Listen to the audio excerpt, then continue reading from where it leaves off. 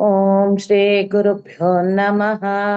शुक्लांबरधरं विष्णुं शशिवर्णं चतुर्भुजं प्रसन्नवदनं ध्यायेत् सर्वविघ्नोपशान्तये। ओम नमो भगवते वासुदेवाय। ओम श्री कृष्णाय परब्रह्मणे नमः। अथ श्रीमन्नारायणीयं त्रयत्रिंशत् दशकम् अम्बरीषोपाख्यानम्। वैवस्वताख्यमनुपुत्र नभागजात नाभागनामक नरेन्द्र सुतोऽम्बरीशः सप्तर्णवावृतमही दयितोऽपि रेमे त्वत्सङ्गिषु त्वयि च मग्नमनाः सदैव त्वत्प्रीतये सकलमेव वितन्वतोऽस्य भक्त्यैव देव न चिरा तपृताः प्रसादम् येनास्य याचनमृतेऽप्यभिरक्षणार्थम् चक्रं भवान् प्रविततार सहस्रधारम् सद्वादशी व्रतमथो भवदर्चनार्थं वर्षं दतौ मधुवने यमुनोपकण्ठे पत्न्या समं सुमनसा महतीन् वितन्वन् पूजान् द्विजेषु विसृजन् पशुषष्टिकोटिम् तत्रार्थपारणदिने भवदर्चनान्ते दुर्वाससास्य मुनिना भवनं प्रपेदे भोक्तुं वृतश्च सनृपेण परार्तिशीलोः मन्दं जगाम यमुना नियमान् विधास्यम् राज्ञाथ पारणमुहूर्त समाप्तिकेदात् पारैव पारणमकार्य भवत्परेण प्राप्तो प्राप्तो मुनिस्तदथ दिव्यदृशा निजानन् क्षिप्यन् क्रुधोद्रुजत धृतजटो वितता न कृत्यां च तामसि धरां भुवनं दहन्तीम् अग्रेऽभिवीक्ष्य नृपतिर्पदाच्च कम्पे त्वद्भक्तबाधमभिवीक्ष्य सुदर्शनन्ते कृत्यानलं शलभयन् मुनिमन्वधावीत् धावन्न शेषभुवनेषु भिया स पश्यन् विश्वस्त्रचक्रमपि ते गतवान् विरिञ्चन् कः कालचक्रमतिलङ्घयतीत्यस्पास्तः शर्वय्ययो स च भवन्त मवन्दतैव भूयो भवन्निलयमेत्य मुनिन्नमन्तं प्रोचे भवानहमृषेणनुभक्तदासः ज्ञानन्तपश्च विनयान्वितमेव मान्यं याह्यम्बरीशपदमेव भजेति भूमन् तावत् समेत्य मुनिना स गृहीतपादः राजापसृत्य भवदस्त्रमसादौ नौषीत् चक्रे गते मुनिवर मुनिरतादखिलाशिषोऽस्मै त्वद्भक्तिमागसि कृतेऽपि कृपाञ्च शंसन् राजा प्रतीक्ष्य मुनिमेक समामनाश्वान् सम्भोज्य साधुतं ऋषि विसृजन् प्रसन्नम् भुक्त्वा स्वयं त्वयि ततोऽपि दृढं रतोऽभूत् सायुज्यमाप च समां पवनेशपायाः इति श्रीमन्नारायणीये अम्बरीषोपाख्यानं नाम त्रयस्त्रिंशत् सम्पूर्णम् नारायणाखिल गुरो भगवन्नमस्ते नारायणाखिल गुरो भगवन्नमस्ते। अथ चतुस्त्रिंशतमं दशकं श्रीरामचरितवर्णनम् गीर्वाणैरर्थ्यमानो दशमुखनिधन कोसले वृष्यशृङ्गे पुत्रीयामिष्टिमिष्ट्वा ददुषि दशरथक्ष्माभृते पायसाभ्यम् तद्भक्त्या तत्पुरन्द्रीष्वपि विसृणु समन् जातगर्भासु जातः रामस्त्वल्लक्ष्मणेन स्वयमथ भरते नापि शत्रुघ्ननाम्ना कोदण्डी कौशिकस्य क्रतुवरमवितुः लक्ष्मणेनानुयातः यातो भूस्तात वाचा मुनिकथितमुनुद्वन्द्वशान्ताध्वखेदः दृढान्ताणाय बाणैर्मुनिवचन बलात् ताटकां पाटयित्वा लब्ध्वा स्मादस्तजालं मुनिवनमगमो देवसिद्धाश्रमाख्यम् मारीचन्द्रावयित्वा मखशिरसि शरैरग् रञ्जरक्षांसि विघ्नन् कल्यां कुर्वन्न हल्या पथिपदरजसा प्राप्य वैदेह गेहम् विन्दानश्चान्द्रचूडं धनुरविनुसुता विन्दिरामेव लब्ध्वा राज्यं प्रातिष्ठतास्त्वन्त्रिभिरपि च समं भ्रातृवीरैस्तदारैः आरुन्धाने रुषान्ते भृगुकुलतिलके सङ्क्रमय्य स्वतेजाः यातोऽस्य योध्या सुखमिह निवसन् कान्तया कान्तमूर्ते शत्रुघ्नेनैकदाथो गतवति भरते मातुलस्याधिवासम् तातारब्धो विषेकस्तव किल विहत केकयाधीशपुत्र्या तातोक्त्या यातु कामो वनमनुजवधू संयुतश्चापधारः पौरानारुह्य मार्गे गुहनिलयगतस्त्वं जटाधीरधारी नावासन्तार्य गाङ्गामधिपदवि पुनस्तं भरद्वाजमारात् नत्वा तद्वाक्यहेतो रथिसुखमवसच्चित्रकूटे गिरीन्द्रे श्रुत्वा पुत्रार्तिखिन्नं खलु भरतमुखात् स्वर्गजातं स्वतातं तप्तो दत्त्वाम्बुदस्मै निददिथ भरते पातुकां मेदिनीं च अत्रिन्नत्वाथ गत्वा वनमति विपुलं दण्डकं चण्डकायं हत्वा दैत्यविराधं सुगतिमकलयश्चारुभोष शारभङ्गी नत्वा गस्त्यं समस्ता शरनिकरसपत्राकृतिं तापसेभ्यः प्रत्यक्षौषी प्रियैषी तदनु च मुनिना वैष्णवे दिव्यचापे ब्रह्मास्त्रे चापि दत्ते पथि पितृसुहृदौ वीक्ष्य भूयो जटायुं मोदाद् गोदातटान्ते परिरमसि पुरा पञ्चवट्या वधूच्या प्राताया शूर्पणख्या मदनचलधृतेरर्थनैर्निस्सहात्मा तां सौमित्रौ विसृज्य प्रबलतमरुषा तेन निर्लूननासा दृष्ट्वैनामृष्टचित्तं खरमभिपतितं दूषणं च त्रिमूर्धं व्याहिंसीराशरानप्यसुतसमधिकां तक्षणादक्षतोष्मा सोदर्या प्रोक्तवार्ता विवश दशमुखा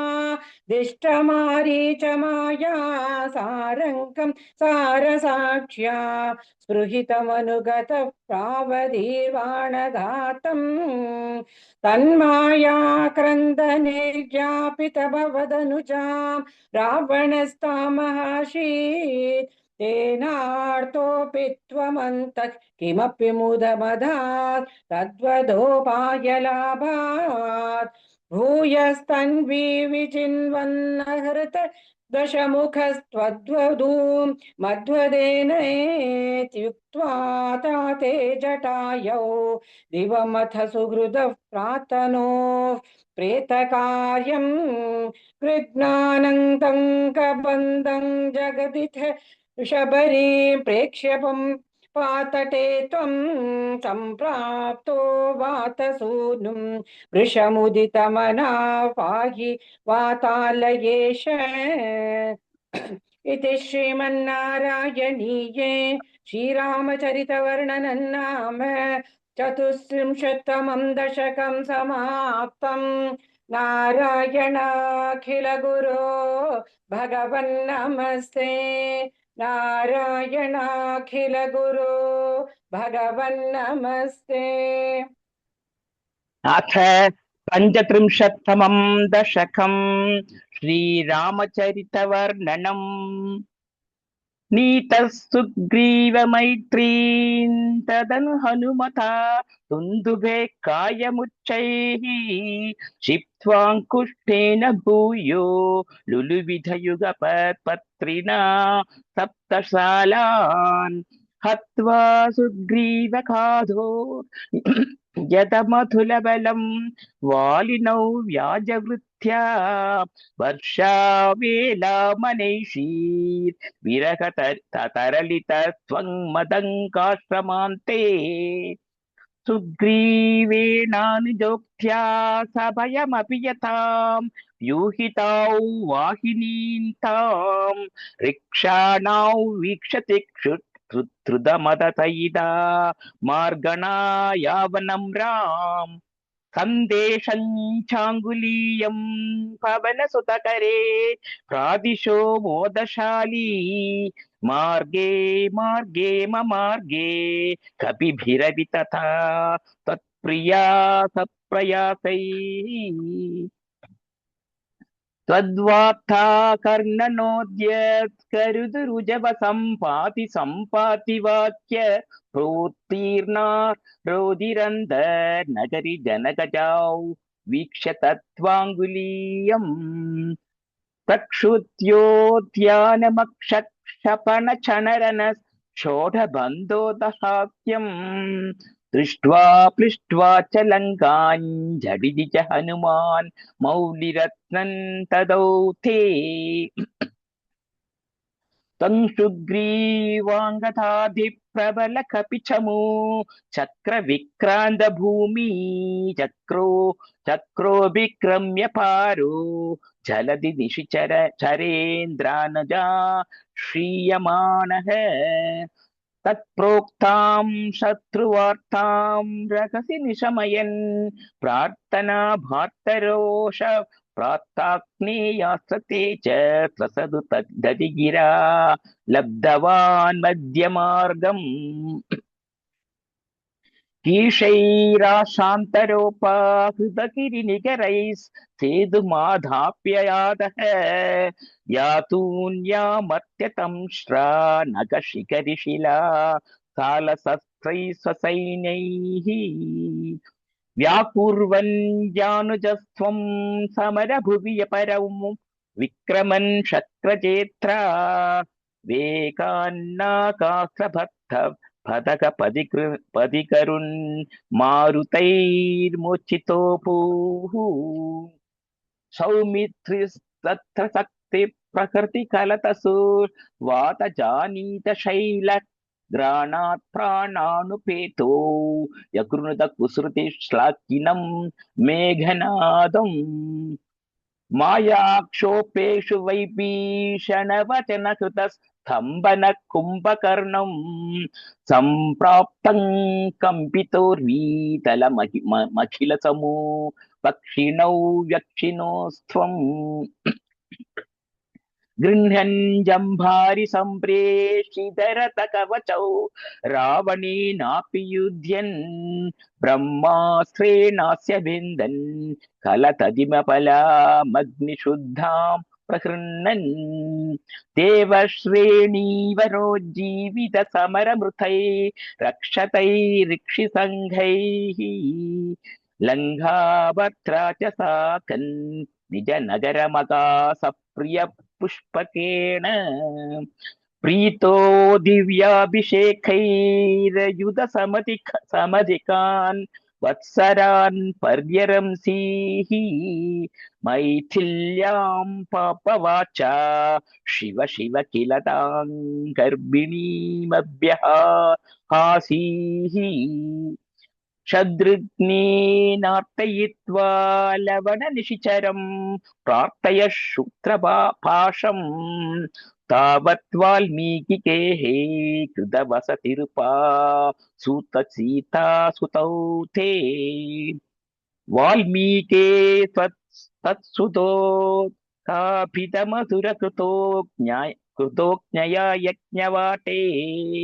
सीतान् त्वय्याप्तु कामी विशतसौ त्वञ्जकालार्थितो भूः हेदो सौमित्रिघादी स्वयमतसरयूमग्ननिःशेषभृत्यैः साकन्नाकं प्रयातो निजपदमगमो देववैकुण्ठमाद्यम् सोऽयं मत्स्यावतारस्तव खलु नियतं मत्स्यशिक्षार्थमेवं विश्लेषाते निरागस्यजनमभिभवे कामधर्मातिसत्या सत्या नो चेत् स्वात्मानुभूते क्वनु तव मनसो विक्रिया चक्रपाणि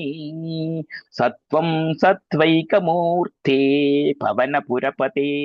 व्यानुनो स्वादितापान् इति श्रीमन्नारायणीये श्रीरामचरितवर्णनं नाम पञ्चत्रिंशत्तमं दशकं समाप्तम् नारायणाखिल गुरु भगवन्नमस्ते नारायणाखिल गुरु भगवन्नमस्ते अथ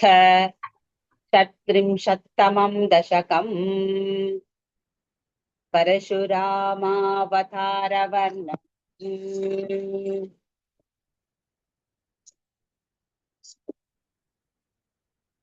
अत्रे पुत्रतया पुरा मनसूयायां हि दत्ताभिदः जातः शिष्यनिबन्धतन्त्रितमना स्वस्तश्चरन् कान्तया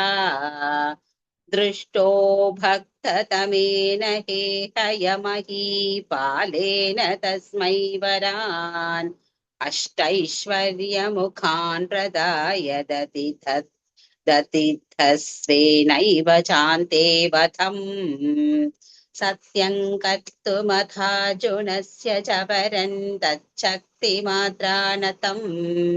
ब्रह्मद्वेषितदाखिलं नृपकुलं हन्तुं च भूमेर्परम् सञ्जातो समदग्मितो भृगुकुले त्वं रेणुकायां वरे रामो नाम तदात्मजेष्वरजः पित्रोरथः सम्मदम् लब्धां नायकनश्च दुर्दशवया गन्धर्वराजे राजे मनाक् आसक्तां किल मातरं प्रतिपितुः क्रोधाकुलस्याञ्ज्यया ताताज्ञादिगसोदरैः सममिमां चित्वाथ शान्तात् पितुः तेषां जीवनयोगमापितवरं माता च ते दात्वरान् पित्रा मातृमुदे स्तवा कृतवियद्धेनो निजादाश्रमात् प्रस्थायाथ भृभोर्गिरा हिमखिरा वाराद्य गौरीपतिम् लब्ध्वा तत्परशुन्तदुक्तधनुजच्छेदी महास्त्रादिकम् प्राप्तो मित्रमथा कृतौ व्रणमुनिं प्राप्यागमस्वाश्रमम् आखेटोपगतोऽर्जुनः सुरकवी सम्प्राप्त सम्पत्कणैर्गणैः त्वत्पित्रा परिपूजितः पुरगतो दुर्मन्त्रिवाचा पुनः गाङ्क्रेतुं सचिवन्ययुङ्क्तगुज्झियो तेनापि रुन्धन्मुनिप्राणक्षेपसरोषगोहतमो गोहत चमो चक्रेण वत्सो हृतः शुक्रोज्जीविततातवाक्यचलितः क्रोधोत सख्या समम् बिभ्रध्यातमहोदरोपनिहितं चापङ्गुठार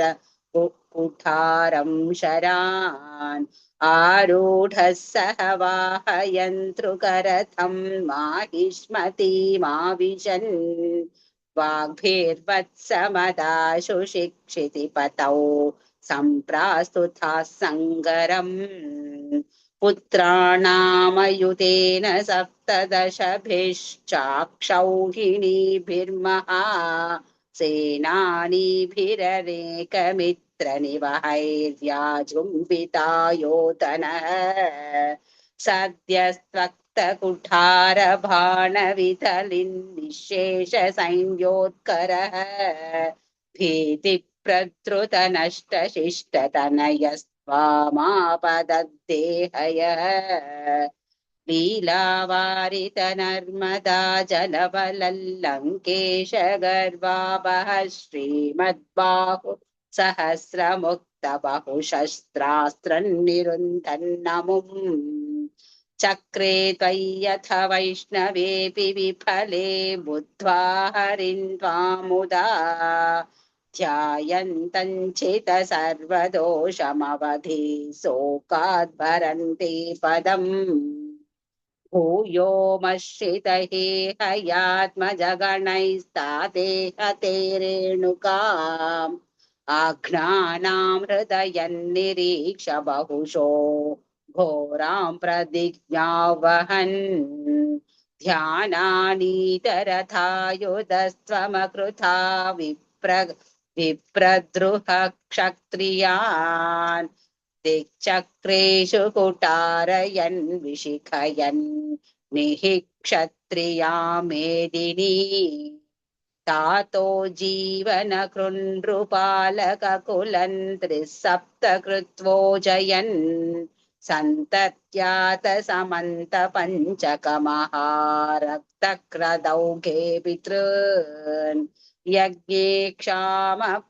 क्ष्मामपि काशपादिषु दिशन्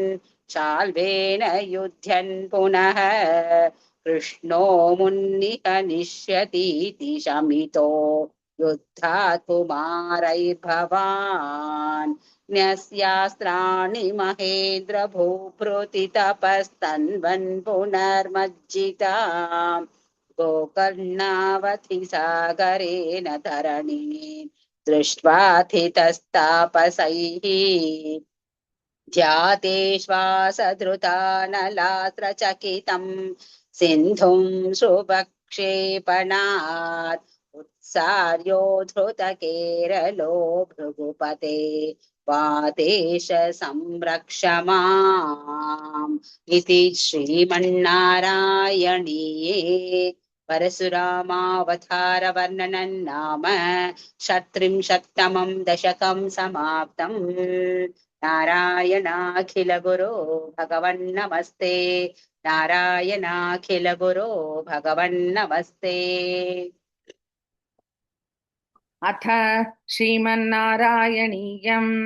37तमं दशकं श्रीकृष्णावतारप्रसङ्गवर्णनम्। सान्द्रानन्दतनोहरे ननुपुरा दैवासुरे सङ्गरे त्वत्कृता अपि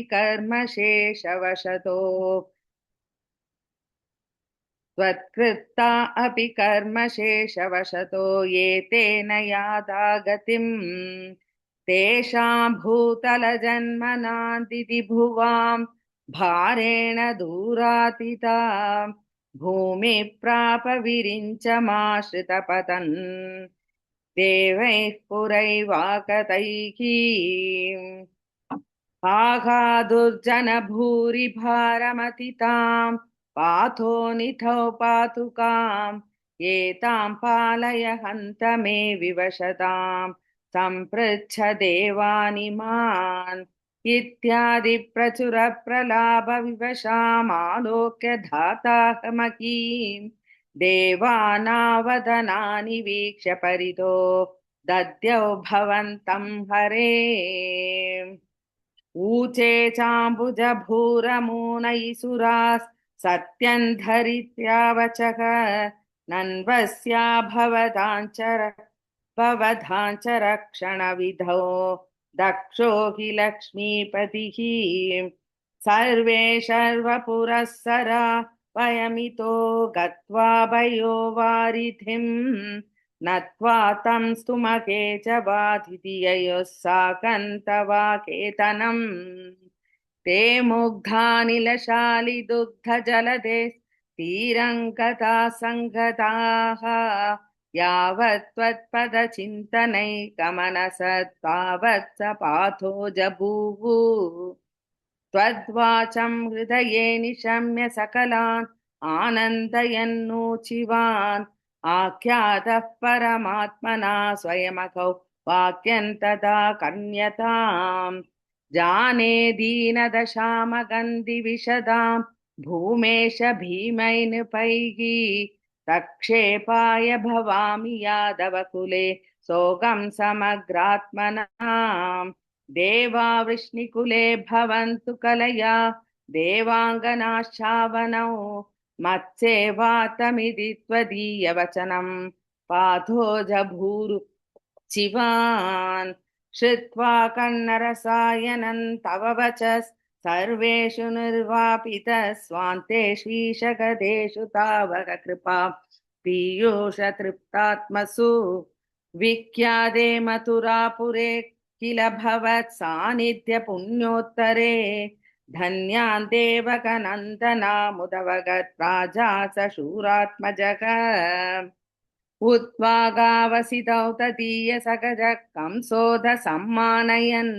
एतौ सूततया गदः पथिरते व्योमोत्थया त्वद्गिरा अस्यास्त्वामतिदुष्टमष्टमसुतो अन्तेति हन्तेरितः तन्द्रासात् सदु हन्तुमन्तिकगतान् तन्वीं कृपाणीं मधात् गृह्णानन् श्रीकुरेषु ताङ्कलमदे शौरे शिरं सान्वतैः नो मुञ्जन् पुनरात्मजार्पणगिरा प्रीतोतयातो गृहान् आद्यन्त्वत्सगजन् तथा पितमपि स्नेहेन नाहन्नसौ दुष्टानामभिदेव पुष्टकरुणा दृष्टा हि धीरे गता तावत्त्वन्मनसैव नारदमुनि प्रोचे स भोजेश्वरम् यूयन्नन्वसुरासुराशयदवो जानासि किन्न प्रभो मायावी सकरिर्भवत्वदकृते भावी सुरप्रार्थनाद इत्याकर्ण्ययदूनदसौ शौरे च सूनूनहन् प्राप्ते सप्तमगर्भतामहिपदौ त्वत्रे रणान्मायया नीते माधवरोगिणीं त्वमभिभो सच्चित् सुखैकात्मकः देवक्या जठरौ विवेशित विभो संस्तूयमानः सुरैः तत्त्वं कृष्ण विधूय रोगपडलीं भक्तिं परां देहि मे इति श्रीमन्नारायणीये श्रीकृष्णावतार प्रसङ्गवर्णनं नाम सप्तत्रिंशत्तमं दशकं समाप्तम् नारायणाखिल गुरो भगवन्नमस्ते नारायणाखिल गुरो भगवन्नमस्ते अथ अष्टात्रिंशत्तमं दशकं कृष्णावतारवर्णनम् आनन्दरूप भगवन्नगितेऽवतारे प्राप्ते प्रदीप्तभवदङ्गनिरीयमाणैः कान्तिव्रजैरिव घनाघनमण्डलैर्द्याम् आवृण्वती विरुरुचे किल वर्षवेला आशासु शीतलतरासु पयोदतो यैः आशासिताप्तिविवशेषु च सज्जनेषु नैषाकरोदय विधौ निशिमध्यमायां क्लेशापहस्त्रिजगतां त्वमिहा विरासीः बाल्यस्पृशापि वपुषा धदुषा विभूतिः उद्यत्किरीटकटकाङ्गदहारभासा शङ्खारिवारिजगदा परिभासितेन मेघासितेन परिलेसितसूतिगेः वक्षस्थलिसुखनिलीन विलासि लक्ष्मी मन्दाक्ष लक्षित कटाक्ष विमोक्ष भेदैः तन्मन्दिरस्य खलकंस मृतामलक्ष्मीम् उन्मार्जयन्निव विरेजित वासुदेव शौरिस्तु धीरमुनिमण्डल चेतसोऽपि दूरस्थितं वपुरदीक्ष निजेक्षणाभ्याम् आनन्द बाष्पपुलकोद्गम गद्गदार्द्रः तुष्टावदुष्टिकमकरन्दर सम्भवन्तम् देव प्रसीद परुपूरुष तापवल्ली निर्लोनदात्र समनेत्र कलाविलासिन् खेदानपाकुरु कृपा गुरुभिः कटाक्षैः इत्यादि तेन मुदितेन चिरन्नुतो भूः मात्रा च नेत्र सलिला स्तुतगात्रवल्या स्तोत्रैरभिष्टुत गुणः कर्णालयस्त्वम् प्राचीन जन्म युगलं प्रतिबोध्यताभ्यां मातुर्गिराददिथ मानुष बालवेशं तत्प्रेरितस्तदनु नन्दतनूजयाते व्यत्यासमारचयितुं स हि शूरसूनुः त्वां हस्तयोर्धृत चित्त विधार्य मार्गैः अम्बोरुहस्तकलहंस किशोररम्यं जाता तदा पशुपसत्मनि योग निद्रा विमुद्रितमथा कृतपौरलोकम् त्वत्प्रेरणात् किमिव चित्रमचेतनैर्यत् द्वारैः स्वयं वैघटित सङ्घटितैः सुगाढम्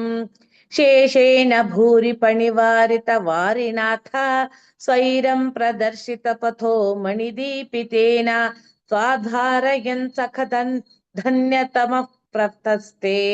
सोऽयं त्वमीश मम नाशय रोगवेगान् इति श्रीमन्नारायणीये कृष्णावतारवर्णनं नाम 38 दशकं समाप्तं। नारायणाखिलगुरो भगवन्नमस्ते।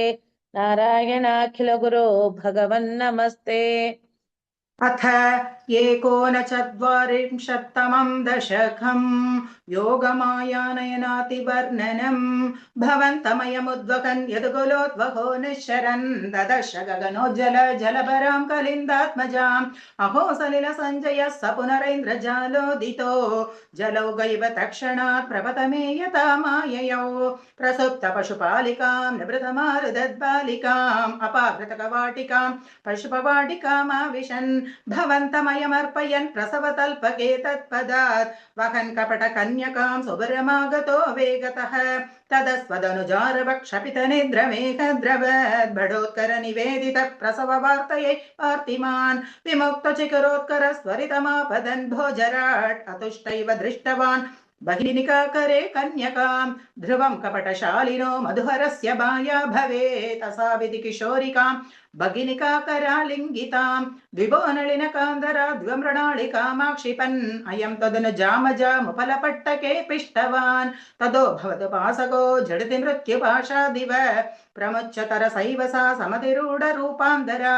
अधस्थलमजग्मुषी विकसदष्टबाहु स्फुरन् महायुधमहोगता किल विहाय साद्युते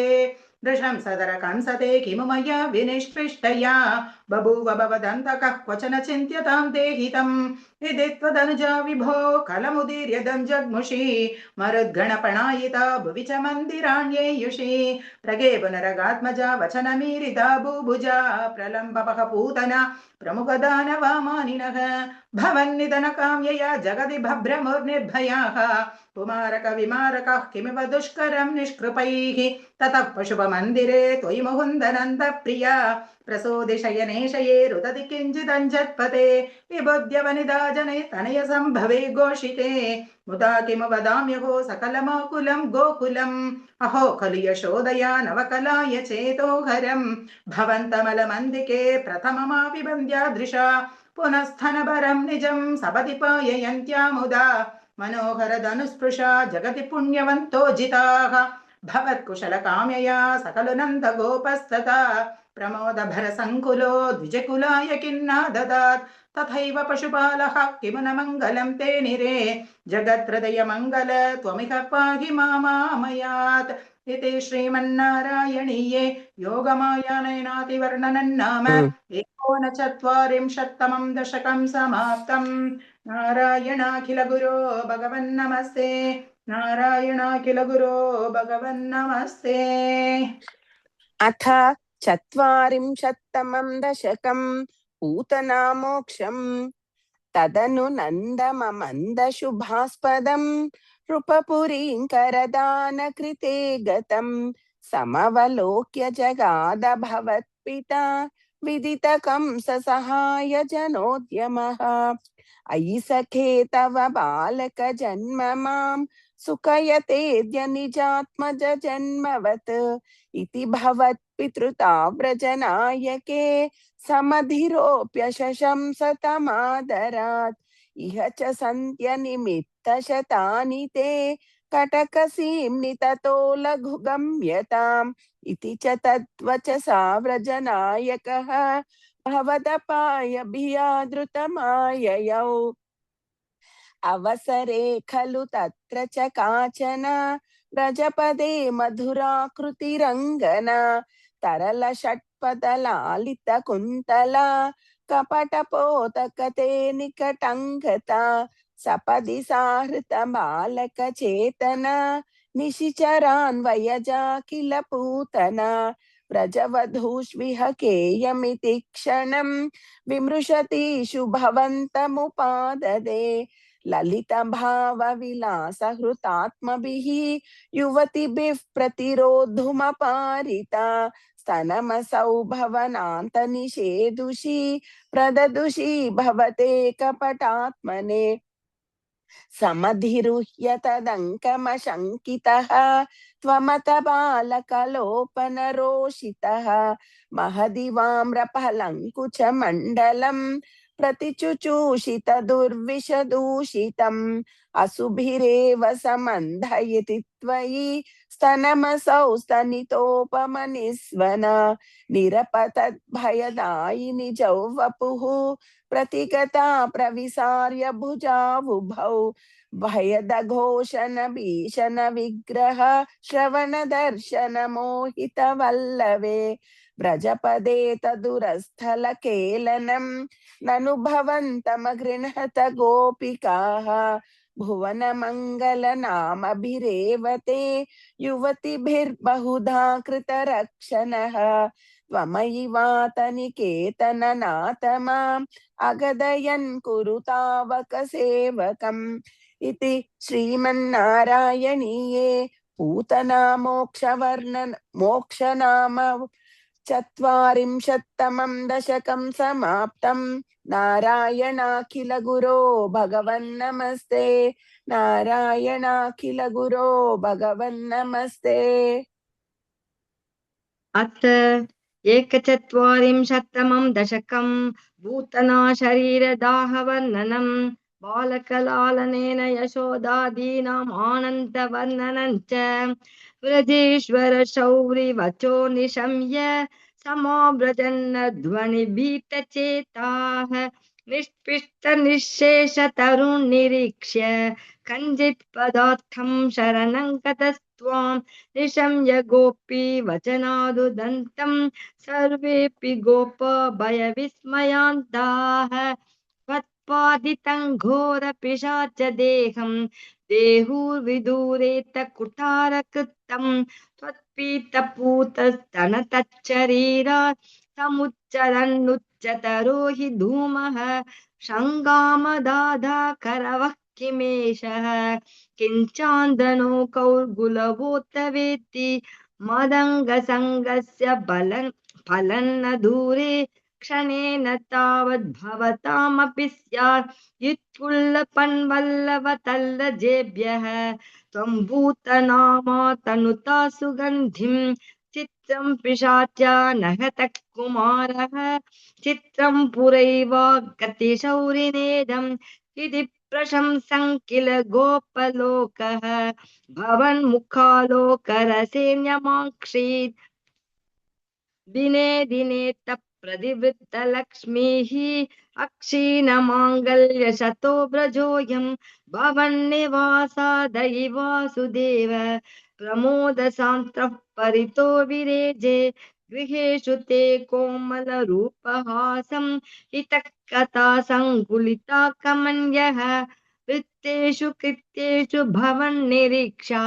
समाहता प्रत्यहमत्यनन्दन् अहो कुमारो मयि दत्तदृष्टिः स्मितं कृतं मां प्रतिवत्सकेन ये हेहि मामित्युपसार्य पाणि त्वयीश किं न कृतौ वधूभिः भवत्वपुष्पर्शन कौतुकेन करात् करं गोपवधूजनेन नीतस्व रसरोजमाला व्यालं बिलोलम्बतुलामलासिः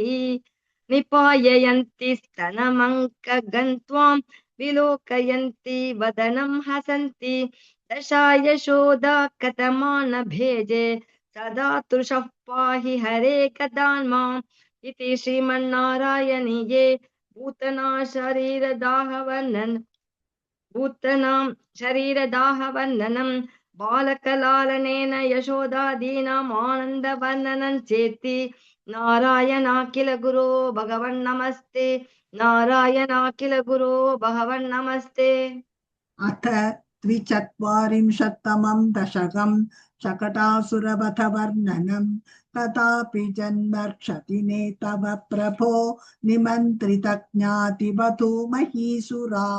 महानसस्त्वां सविधे निधाय सा महानसादौ ववृते वृजेश्वरी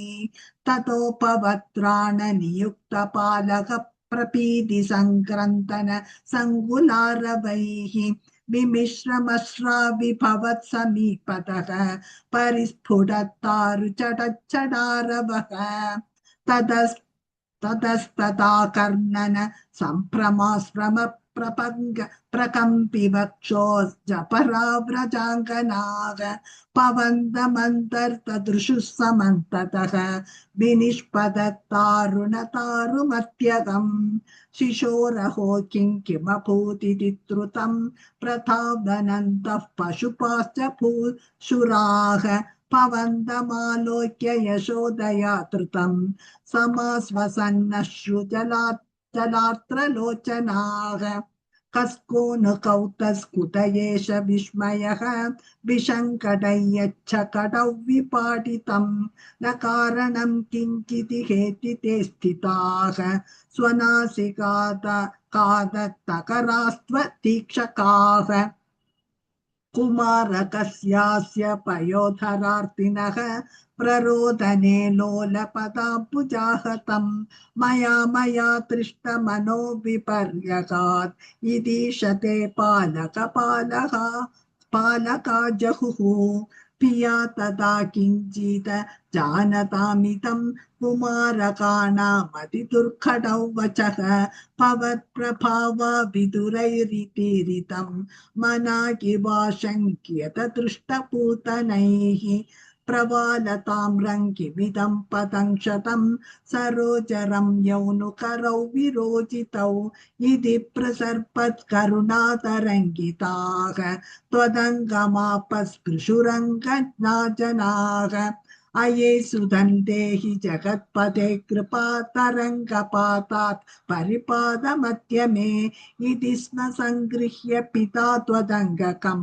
मुहुर्मुखश्लिष्यति जातकण्टकः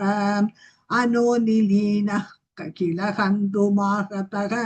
सुरारिरेवं भवता विहिंसितः रजोऽपि नो दृष्टममुष्य तत्कथं ससुप्तसत्त्वे त्वयि लीनवान् ध्रुवं प्रपूजितैस्तत्र ततोद्विजातिभिः विशेषतोलम्बितमङ्गलाशिषः व्रजन्निजैर्बाल्यरसैर्विमोहयन् मरुत्पुराधीशरुचां जहीहि मे इति श्रीमन्नारायणीये शकटासुरवधवर्णनं नाम द्विचत्वारिंशत्तमं दशकं समाप्तं नारायणाखिलगुरो भगवन्नमस्ते नारायणाखिलगुरो भगवन्नमस्ते अथ यशच्चत्वारिंशतमं दशकं तृणावर्तवदवर्णनम् त्वामेकदा गुरुमरुत्पुरनाथ वोढुं गाढाधिरूढगरिमाणमया रयन्ति माता निधाय शयने किमिदं बतेति ध्यायन्त्यचेष्टत गृहेषु निविष्टशङ्काम् तावद्विदूरमुपकर्णित घोरघोषव्याजृम्भि वांसु पटली परिपूरिताशः वात्या वपुः सकिल वरस्तृणावर्ताख्यो जहार जनमानसः हारिणं त्वाम् उद्दाम पांसुतिमिराहत दृष्टिपाते द्रष्टुं किमप्यकुशले पशुपाललोके आबालकस्य किमिति त्वदुपान्तमाप्ताः माता भवन्तमविलोक्य वृषं रुरोद तावत् सदा नववरोऽपि च दीनमूर्तिः भावत्कभारपरिधारणलूनवेगः सङ्कोचमाप तदनुक्षतपांसु घोषे व्यतायत भवज्जननी निनादः रोदोपकर्णनवशादुपगम्य गेहं क्रन्दत्सुनन्दमुखगोपकुलेषु दीनः त्वान्दानवत्सखिल मुक्तिकरं मुमुक्षुः त्वय्यप्रमुञ्चति पपात वियत्प्रदेशात् रोदाकुलास्तदनुगोपगणा बहिष्टपाषाण पृष्ठभुवि देहमतिस्तविष्ठम् प्रक्षैन्तहन्त निपतन्तममुष्य वक्षस्याक्षीणमेव च भवन्तमलम् असन्तम् ग्रावप्रपात परिपिष्ट गरिष्ठ देह भ्रष्टासु दुष्ट तनुजो परिदृष्टहासम् आज्ञानमम्बुजकरेण भवन्तमेत्य गोपादधुर्गिरिवरादिनदी दिवनीलरत्नम् एकैकमाशु परिगृह्य नितामनन्दन्नन्दादिगोपपरिरब्ध विचुम्बिताङ्गम् आदातु काम् परिशङ्कित गोपनारी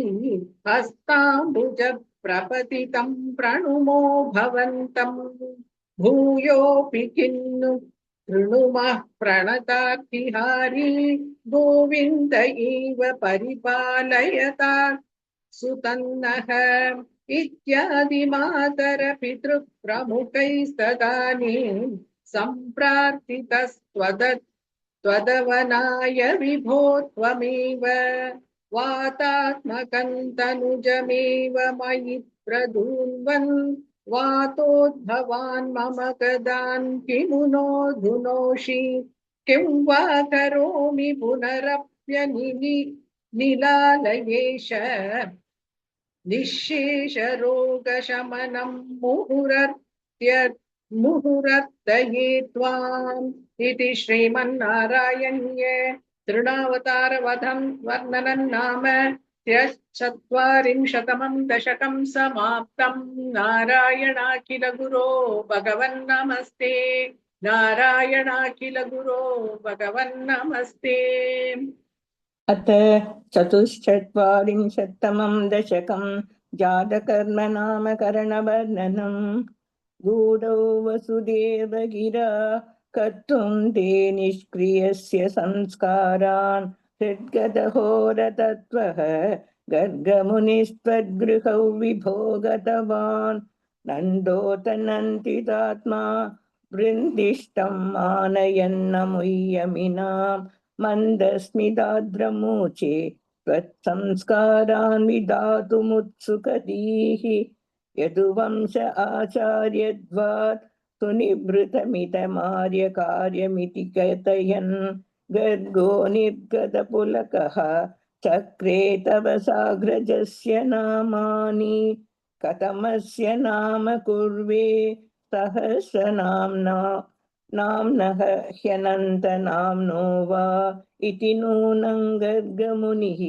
चक्रे तव नाम रहसि विभो हृषितादुनकाराभ्यां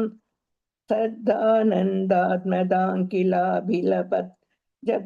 जगदगकर्षितत्वौ वा कथयदृषि कृष्णनाम ते व्यतनोत् अन्यांश्च नामभेतान् व्याकुर्वन्नग्रजे च रामातीन् अतिमानुषानुभावं न्यगदत्वामप्रकाशयन् पित्रे निह्यति यस्तव पुत्रे मुह्यति सनमायिकैः पुनः शोकैः दृश्यति यः स तु नश्येति त्वदत्ते महत् ऋषिवर्यः देश्यति बहुतर दैत्यान्नेष्यति निजबन्तु लोकममलबतं शोष्यति सुविमलकीर्तिः अस्येति भवद्विभूतिमृषुरुचे अमुनैव सर्वदुर्गं तरितास्तकृतास्तमत्र तिष्ठध्वं हरिरेवेत्यनबिलभन् इत्यादि त्वामवर्णयत् स मुनिः गर्गेथ निर्गतेऽस्मिन् नन्दितनन्दादिनन्द्यमानस्त्वं मद्गतमुद्गतकरुणः निर्गमय श्रीमरुत्पुराधीश इति श्रीमन्नारायणीये जातकर्म नामकरणवर्णनं नाम चतुश्चत्वारिंशत्तमं दशकं समाप्तं। नारायणाखिल गुरो भगवन्नमस्ते। नारायणाखिल गुरो भगवन्नमस्ते। अथ पञ्चचत्वारिंशत्तमं दशकं श्रीकृष्णस्य बाललीलावर्णनम्। अयि सबलमुरारे प्राणुजानुप्रचारैः किमपि अयि सबलमुरारे प्राणुजानुप्रचारैः किमपि भवनभागान् भूषयन्तौ भवन्तौ चलितचरणकञ्जौ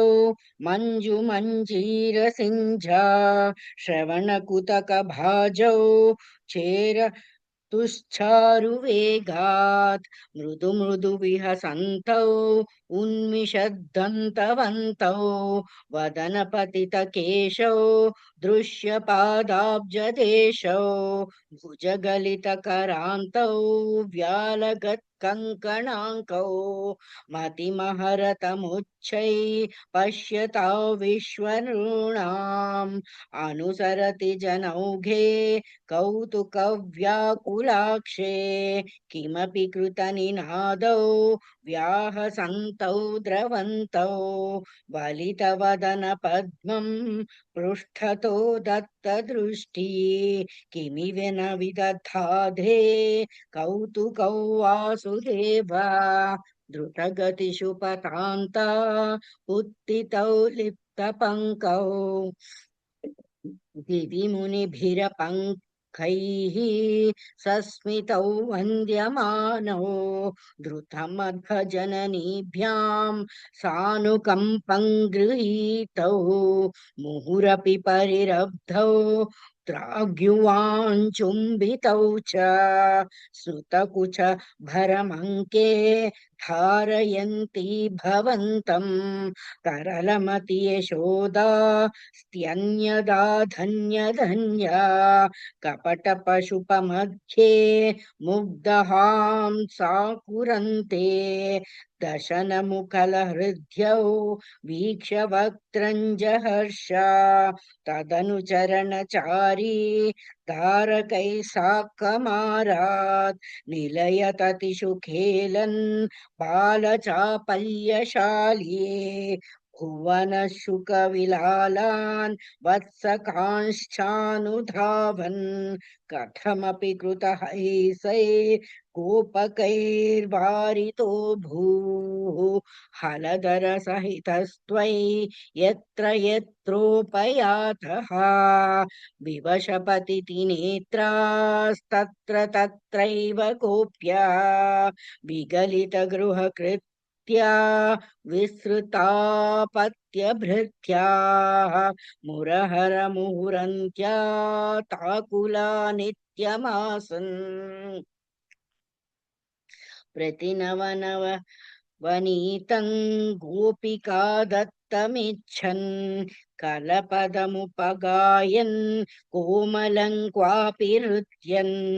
सदय युवति लोकैरर्पितं सर्पिरश्नन् क्वचन नव विपक्वन् दुग्धमाप्यापि मम खलु बलिगे याचनं जातमास्ताम् इह पुनरबलानामग्रतो नैव कुर्वे इति विहितमतिखिन् देव सन्त्यज्य याज्ञाम् दधिघृतमहरस्त्वन् चारुणाचोरणेन तव दधिघृतमोषे घोषयोषा जनानाम् अभजत हृदि रोषो नावकाशन्न शोकः हृदयमपि मुषित्वा हर्षसिन्धौ न्यथास्त्वं समम शमय रोगान् वातगेहादिनाथ इति श्रीमन्नारायणीये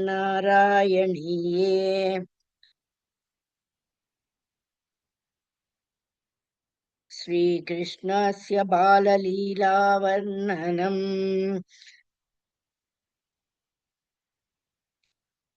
इति 45तमं दशकं समाप्तम्। नारायणाखिलगुरो भगवन्नमस्ते। नारायणाखिलगुरो भगवन्नमस्ते।